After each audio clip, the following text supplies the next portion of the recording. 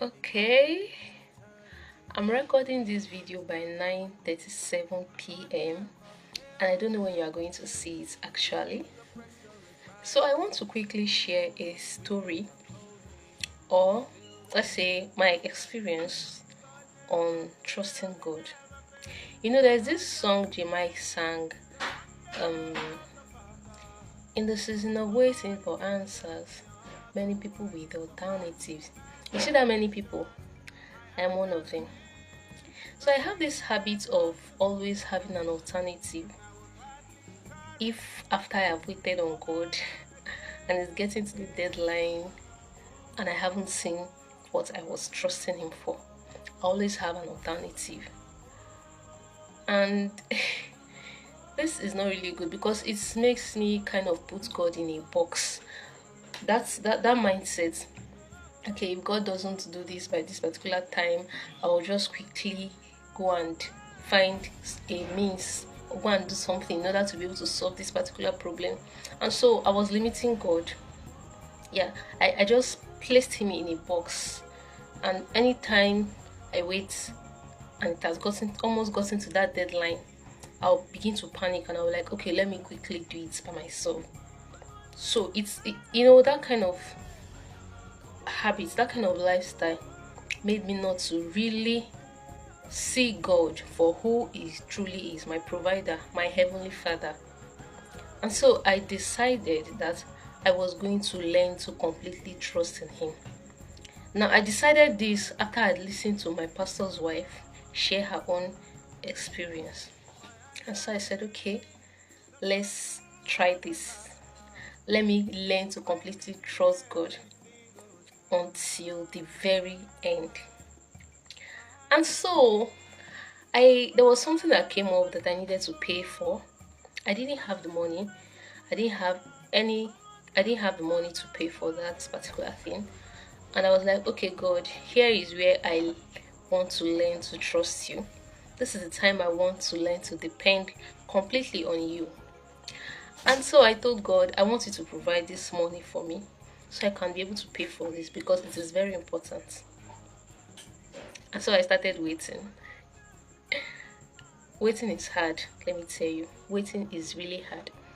And so I started waiting. Day 1, day 2, day 3. I was there. I was telling God, I put my trust in you. And different thoughts kept on coming. You have an alternative. Just quickly solve this problem. Just quickly pay for this before the time elapses. And in my mind, I was like, no, I'm learning to trust God. I want to depend on God. I want to have that level of faith that my mind will be at rest whenever I tell God what I need. Whenever I talk to God, I want a situation whereby I'm at peace because I believe that God is going to do it. I don't want to limit God in my life. I don't want to place Him in a box and then make myself the head. That is, I'm now the one running about to solve my problem, whereas I have an heavenly Father who can do that for me. And so I started telling myself, no, Felicia, you are going to trust in God completely. And so God proved Himself in the most unexpected ways. The money started coming bit by bit. In a way I never imagined. In a way I had never expected. God came through. The money came, the first, the second, and then the third. And guess what? I was able to pay up the whole. I was able to pay up for what I needed to pay for. And there, my faith even increased more. My faith became stronger. My faith became stronger. And so, another incident, another day, something like that also happened again. I needed this particular amount of money to solve a particular problem at that moment. And it was like the problem was here and it needed to be solved. When I checked, I didn't have that amount of money to solve that particular problem. And so I was beginning to panic.